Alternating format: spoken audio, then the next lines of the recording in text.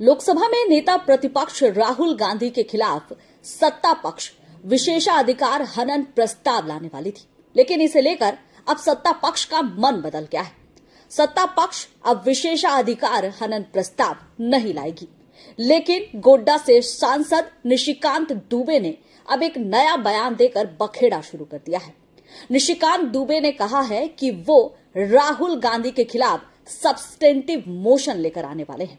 अब substantive motion क्या है? दरअसल इसमें ठीक उसी तरह से लोकसभा में पक्ष और विपक्ष की तरफ से वोटिंग की जाएगी और इस वोटिंग के जरिए जिनका पलड़ा भारी होगा, निर्णय उन्हीं के पक्ष में होगा। और जाहिर सी बात है कि लोकसभा में सत्ता पक्ष की सदस्य यानी सत्ता पक्ष की तरफ से बीजेपी के सदस्य, एनडीए के सदस्य ज्यादा है, तो पक्ष जो है उन्हीं की तरफ जाएगा। तो क्या अब सब्सटेंटिव मोशन जो आने वाला है उससे राहुल गांधी की लोकसभा की सदस्यता चली जाएगी? ये सवाल सबसे पहले खड़ा हो रहा है। वैसे ये कोई पहली बार नहीं है। इससे पहले भी 2019 में जब राहुल गांधी केरल के वायनाड सीट से चुनाव जीतकर लोकसभा के सदस्य बने थे और जिस तरह से उन्होंने मोदी सरनेम को लेकर चोर वाले बयान दिए थे, इसे लेकर सुप्रीम कोर्ट में मामला गया था और उन्हें 2 साल की सदस्यता रद्द करने की सजा सुनाई गई थी।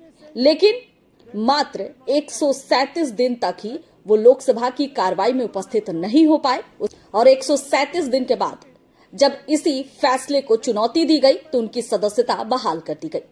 अब एक बार फिर से जब सब्सटेंटिव मोशन की बात की जा रही है तो क्या राहुल गांधी की सदस्यता चली जाएगी? खैर, ये तो आने वाला वक्त बताएगा, क्योंकि अभी लोकसभा अध्यक्ष ओम बिरला के पास निशिकांत दुबे ने अपनी चिट्ठी दी है और उस चिट्ठी में ये मांग की है। अब अगर लोकसभा अध्यक्ष इसे स्वीकार कर लेते हैं तो फिर ये सब्सटेंटिव मोशन लोकसभा में पेश किया जाएगा। दूसरी बात यह है कि आखिर जब कल विशेषाधिकार हनन प्रस्ताव लाने की बात की जा रही थी तो फिर अचानक से बीजेपी इस प्रस्ताव से पीछे क्यों हट गई? राहुल गांधी ने लोकसभा में जिस तरह से बयान दिया था, एप्स्टीन फाइल का जिक्र किया था और उसमें सीधा केंद्रीय मंत्री हरदीप पुरी का जिक्र किया था और जिक्र भी कई मेल के जरिए किया गया था। इसके साथ ही उन्होंने देश बेचने का आरोप लगाया था। इन तमाम पहलुओं पर अगर नजर डालें तो क्या जो राहुल गांधी ने बयान दिया था, क्या राहुल गांधी जो एक के बाद एक आरोप लगा रहे थे वो सच है? और इस सच से बचने के लिए अब सत्ता पक्ष जो राहुल गांधी के खिलाफ विशेषाधिकार हनन प्रस्ताव लाने वाली थी उससे पीछे हट रही है।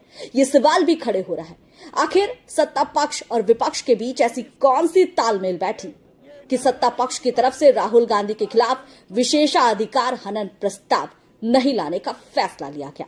खैर, देखना होगा कि निशिकांत दुबे जो अब सब्सटेंटिव मोशन लाने का वादा कर रहे हैं, क्या लोकसभा अध्यक्ष उसे स्वीकार करते हैं? क्या फिर से राहुल गांधी की सदस्यता जाती है या नहीं जाती है? मेरा वीडियो कैसा लगा कमेंट करके जरूर बताइएगा।